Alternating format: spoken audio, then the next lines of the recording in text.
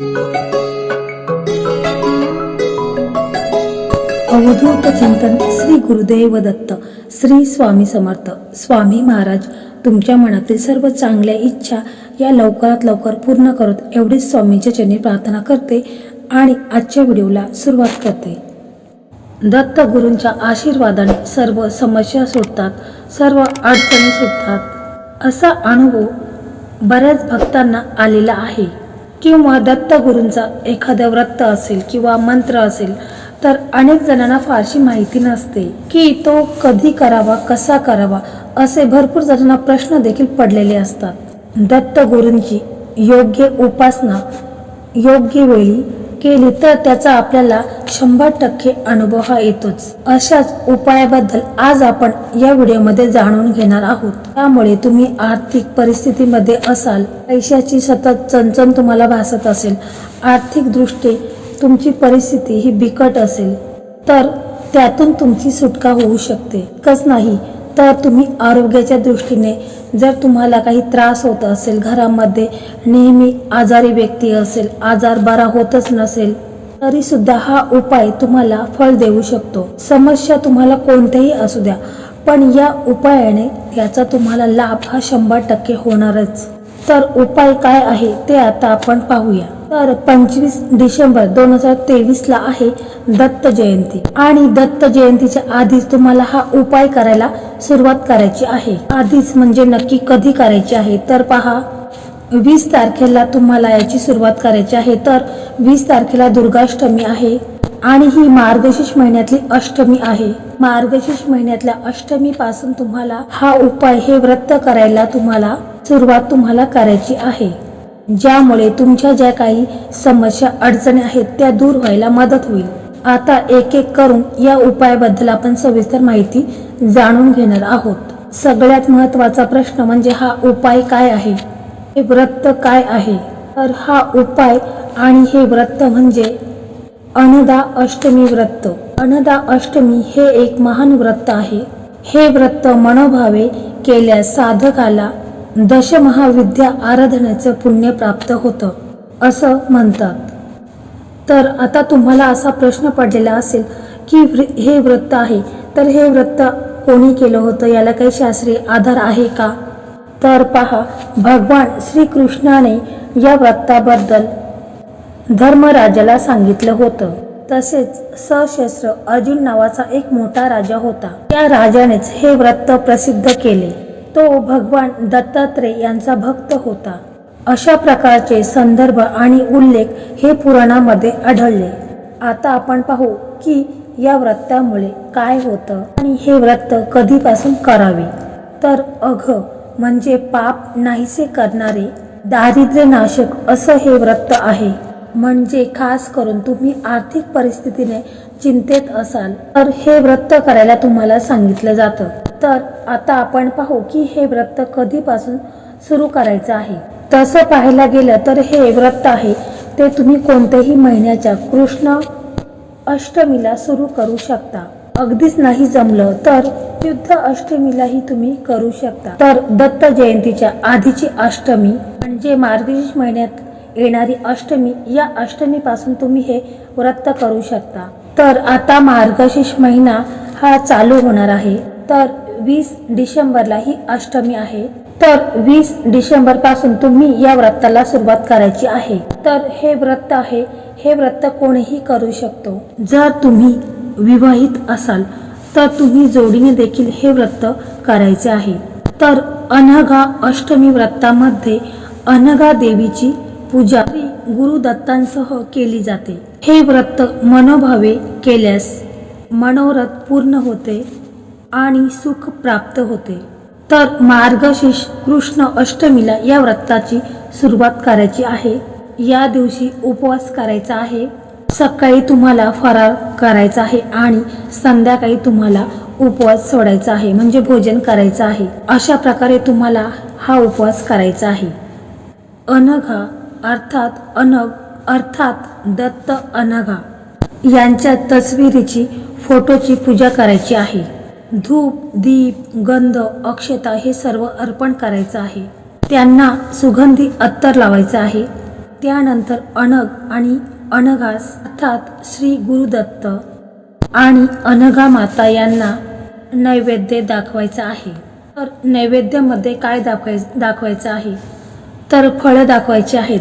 तुमच्याकडे जी फळे असतील तर ती तुम्ही नैवेद्याला दाखवायची आहेत। त्याचप्रमाणे गोडाचा शिरा देखील तुम्ही नैवेद्याला दाखवू शकता। नाही जमलं तर गुळाचा खडा दाखवला तरी चालेल। फक्त जी पूजा तुम्ही कराल ती पूर्ण श्रद्धेने विश्वासाने करायची आहे।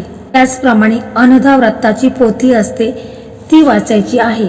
त्याचप्रमाणे रात्री दत्तात्रयांची आरती करून उपवास सोडायचा आहे। तर पहा, हे व्रत आहे तर हे व्रत 12 कृष्ण अष्टम्या तुम्हाला करायच्या आहेत। म्हणजे किमान 1 वर्ष तरी तुम्ही हे व्रत करायचं आहे। म्हणजे मार्गशीर्ष कृष्ण अष्टमी पासून तुम्ही हे व्रत सुरू केलं तर प्रत्येक महिन्याच्या अष्टमीला तुम्हाला हे व्रत करायचं आहे। असं तुम्हाला 12 कृष्ण अष्टम्या हे व्रत करायचं आहे। म्हणजे 1 वर्ष हे व्रत तुम्हाला करायचं आहे। परंतु विवाहित महिला यांनी जोडीने जर हे व्रत केले तर याचे जास्त लाभ होतात। परंतु काही महिला असेही म्हणतात की त्यांच्या मिस्टरांना वेळ नसतो किंवा कामानिमित्त ते बाहेर असतात, तर मग हे व्रत आम्ही स्वतः केलं तर चालेल का? तर महिलांनी हे व्रत केलं तर काहीच हरकत नाही, परंतु जोडीने केल्यानंतर याचा जास्त लाभ हा होत असतो। परंतु अनघा व्रत हे स्त्रियांनी तर अवश्यच करायचं आहे। जर मनाभावाने श्रद्धेने हे जर व्रत महिलांनी केलं तर त्यांच्या घरामध्ये सुख, समृद्धी, धन, ऐश्वर्य, आरोग्य हे सर्व त्यांना प्राप्त होईल। हे एक महान आणि प्रभावी असे व्रत आहे। तर आता आपण पाहू की या व्रत आपण केलं तर आपल्याला काय काय प्राप्त होते। कारण कोणीही व्रत वैकल्य करत असतो तर त्याची जी काही इच्छा असते ती प्राप्त होण्यासाठीच व्रत वैकल्य करत असतो। कारण प्रत्येकाची इच्छा असते की आपण हे व्रत केलं तर आपल्याला हे प्राप्त होईल। असं प्रत्येक जण आपली मनातली इच्छा व्यक्त करूनच कोणतेही व्रत हे करत असतो। हे व्रत केल्यावर आपल्याला काय प्राप्त होते, म्हणजे आपल्या काय इच्छा पूर्ण होतात ते पाहूया। तर हे व्रत मनोभावे केलं तर आरोग्य प्राप्त होते, त्याचबरोबर धनसंपत्तीची प्राप्ती होते, ऐश्वर्याची प्राप्ती, संतती प्राप्ती होते। जर संतती होत नसेल तर ती देखील तुम्हाला प्राप्त होईल। मनाभावाने तुम्ही जर केले तर तुम्हाला संतती देखील प्राप्त होईल। त्याचप्रमाणे विवाह होतात। जर तुमच्या घरामध्ये कोणाचा विवाह होत नसेल किंवा लग्नामध्ये अशा अडचणी, भरपूर असे प्रॉब्लेम निर्माण झालेले असतात, त्यामुळे विवाह होत नाही, तर हे व्रत केल्याने तुमचे जे काही विवाहामध्ये जे काही अडचणी, समस्या आलेल्या आहेत तर त्या देखील दूर होतील आणि विवाह हा लवकरात लवकर ठरून जाईल। त्याचप्रमाणे सौभाग्याचा लाभ होतो आणि सगळ्यात महत्त्वाचं म्हणजे दत्तगुरूंची कृपा, आशीर्वाद आपल्याला प्राप्त होतो। त्यामुळे हे व्रत आहे तर हे व्रत तुम्ही मनाने, श्रद्धेने, पूर्ण विश्वासाने हे व्रत तुम्हाला करायचं आहे।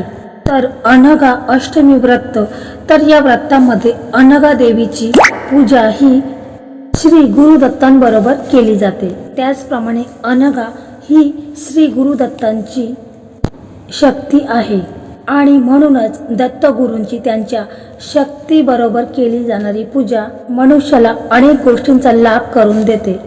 हे व्रत तुम्हाला माहीत आहे का? जर तुम्हाला माहीत असेल तर कमेंटमध्ये नक्की सांगा की हे व्रत कोणी कोणी केलेलं आहे। तर हे व्रत आहे तर हे प्राचीन काळापासूनच आहे। या व्रताचा अनुभव सगळ्यांना चांगला आलेला आहे। बऱ्याच जणांच्या इच्छा, आकांक्षा ह्या पूर्ण झालेल्या आहेत।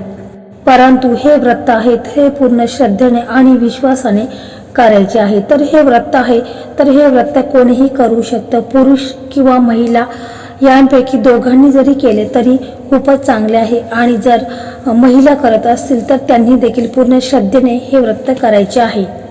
तर व्रत काळामध्ये कोणते नियम आपण पाळायचे आहेत तर ते आता आपण पाहूयात। तर पहा, व्रत करताना कोणतंही तामसिक भोजन करायचं नाही। म्हणजे कोणतंही व्रत करत आपण असतो त्यावेळेस आपण तामसिक अन्न हे सेवन करायचं नाही। तर मद्य आणि मांसाहार यापासून तुम्हाला लांब राहायचं आहे। तर हे तुम्हाला करायचं नाही। तर सगळ्यात महत्त्वाचं म्हणजे आपलं चित्त, आपलं जे अंतर्मन आहे तर ते शुद्ध पवित्र असायला हवे आणि त्यासाठी आपल्याला सात्विक आहार घ्यायचा आहे।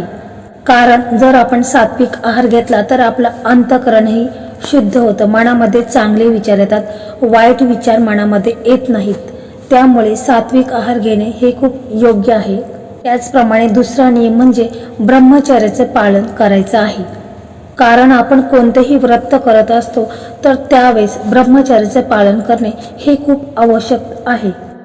आपलं मन हे ईश्वर चरणी लीन व्हायला हवं। परंतु जर आपण एखादं व्रत केलं आणि त्या व्रताचा आपल्याला फायदा झाला नाही किंवा त्याचा आपल्याला फळ प्राप्त झालं नाही तर आपण म्हणतो की हे व्रताचा मला काहीच फायदा झालेला नाही, हे व्रत खोटं आहे। तर असं म्हणण्यापेक्षा तुम्ही त्या व्रताच्या नियमाचं पालन केलेलं आहे का? तर दिवसभर उपवास करायचा आणि संध्याकाळी उपवास सोडायचा। असं केल्याने व्रताचा लाभ होत नाही। कारण कोणतेही व्रत असू द्या त्याचे काही नियम असतात तर त्या नियमाचं आपल्याला पालन करणे हे आवश्यक आहे, तेव्हाच आपल्याला त्या व्रताचा लाभ हा होत असतो। त्याचप्रमाणे आणखी एक नियम आहे, तो म्हणजे कधीही खोटं बोलायचं नाही, दुसऱ्याची निंदा करायची नाही आणि त्याचप्रमाणे घरामधील ज्येष्ठ व्यक्तींचा आदर करायचा, त्यांचं मन दुखवायचं नाही, कोणाचा अपमान करायचा नाही। आपल्या घरी येणाऱ्या प्रत्येक माणसाचा आदर करायचा आहे, त्यांना पाणी, जर एखादा गरीब असेल तर त्याला तुम्ही जेवायलाही देऊ शकता, गरिबांना मदत करायची आहे। असे जे छोटे छोटे नियम आहेत ते आपण या नियमाचं आपल्याला पालन करायचं आहे।